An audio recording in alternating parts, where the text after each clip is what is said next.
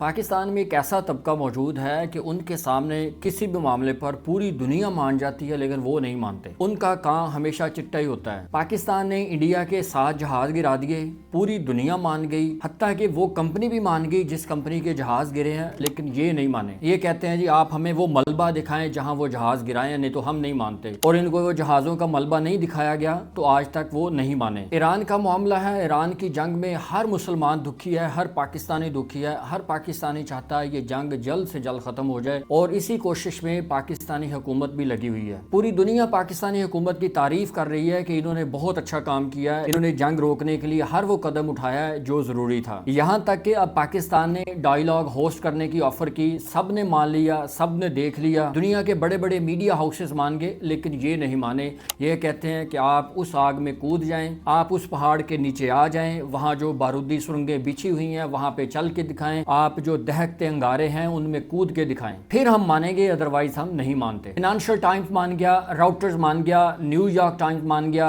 BBC اور CNN نے بھی یہی خبر دی, حتیٰ کہ ٹائمز آف انڈیا نے بھی ڈھکے چھپے الفاظ میں یہی بات کی کہ پاکستان ڈائیلاگ ہوسٹ کر رہا ہے, پاکستان یہ کوششیں کر رہا ہے.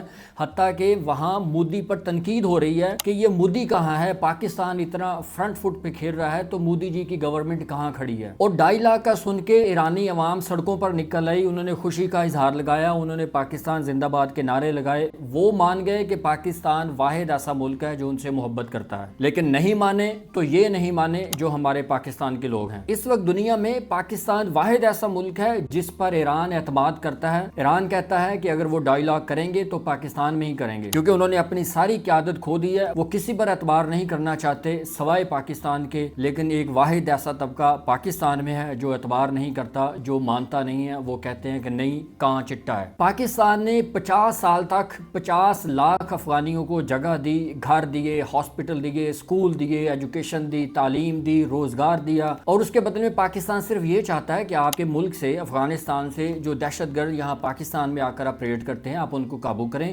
یا ہمارے حوالے کر دیں. ہماری سرزمین پہ دہشت گردی ہو رہی ہے, ہمارے لوگ شہید ہو رہے ہیں. اب نہ افغان گورنمنٹ مانتی ہے, نہ یہ ہمارے اپنے مانتے ہیں. ہم اپنے گھر میں 5 دن کے لیے 5 مہمانوں کو رکھ لیں تو ہماری بس ہو جاتی ہے. وہ مہمان جتنے مرضی قریبی رشتہ دار ہوں, ہم یہ چاہتے ہیں کہ یہ ابھی چلے جائیں, ہماری بس ہو گئی ہے. لیکن پاکستان نے جس فراخ دلی سے 50 لاکھ افغانیوں کو 50 سال تک اپنی سرزمین پر رکھا, ان کو ہر وہ چیز دی جو پاکستانیوں کو ملتی تھی, لیکن اس کے باوجود پاکستان نے صرف ایک گلہ کیا ہے کہ بھائی آپ کے ملک سے یہ لوگ آتے ہیں, ہمارے ملک میں یہ دہشت گردی کرتے ہیں, آپ ان کو کنٹرول کر لیں یا ہمارے حوالے کر دیں. لیکن نہیں, کیونکہ وہاں انڈیا کا اثر و رسوخ ہے. آج کل طالبان کی ان کے ساتھ اچھے تعلقات ہیں, پاکستان کے ساتھ نہیں ہیں. ان کو شاید پاکستان بہت برا لگتا ہے, کیونکہ احسان فراموشی کوئی بھی کر سکتا ہے.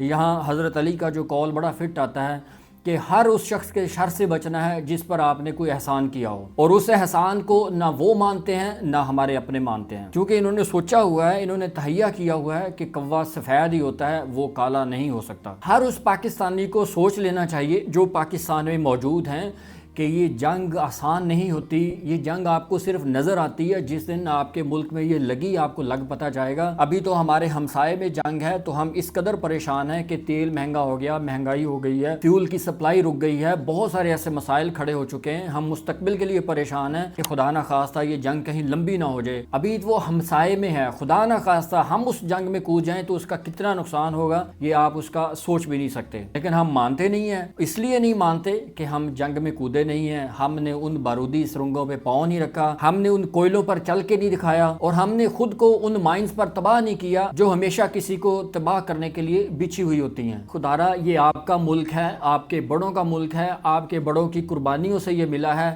سیاست اپنی جگہ, سیاسی اختلافات اپنی جگہ, یہ سیاست میں جو اونچ نیچ ہے یہ پچھلے 70-75 سالوں سے ہے, لیکن اپنے ملک کی خیر خواہی کبھی نہ چھوڑیں. جس سے آپ کو اختلاف ہے اس کے ساتھ اختلاف کریں, جو آپ کو پسند ہے اس کو ووٹ دے دیں, جو آپ کو برا لگتا ہے اس کو برا کہہ دیں, جو آپ کے دل میں آئے کہہ دیں, لیکن خدا کے لیے اپنے پاکستان کی خیر خواہی مت چھوڑیں. یہ آپ کا ملک ہے, یہ ملک ہے تو ہم محفوظ ہیں, ہماری عزتیں محفوظ ہیں. اگر آپ کو اپنے ملک کی طاقت کا, اپنے ملک کی اہمیت کا نہیں پتہ چلتا تو کشمیر میں دیکھ لیں, جب چاہے کسی کی ماں بہن کو اٹھا لیتے ہیں, اگر پھر بھی یقین نہیں آتا تو فلسطین دیکھ لیں, جب چاہے جمعہ پڑھنے سے روک دیتے ہیں, جب چاہے عید پڑھتے ہوئے پر گولیاں چلا دیتے ہیں, جب چاہے بچوں کو مار دیتے ہیں, جب چاہے عورتوں کو کو اٹھا لیتے ہیں۔ اگر پھر بھی یقین نہیں ہے تو لیبیا کو دیکھ لیں، شام کو دیکھ لیں، مصر کو دیکھ لیں، عراق کو دیکھ لیں، لبنان کا جو حال ہو رہا ہے وہ دیکھ لیں، جو ایران کے ساتھ ہو رہا ہے وہ بھی دیکھ لیں۔ صرف ایک فرق ہے کہ ہمارا دفاع مضبوط ہے، ہم نیوکلیر پاور ہیں، ہماری فوج تکڑی ہے اور ہم اپنی طاقت کا مظاہرہ بھی کر چکے ہیں۔ دنیا نے اس کو مان لیا ہے۔ خدا کے لیے اپنے ملک کی خیر مانگا کریں، یہ آپ کا ملک ہے، آپ کے بڑوں کا ملک ہے،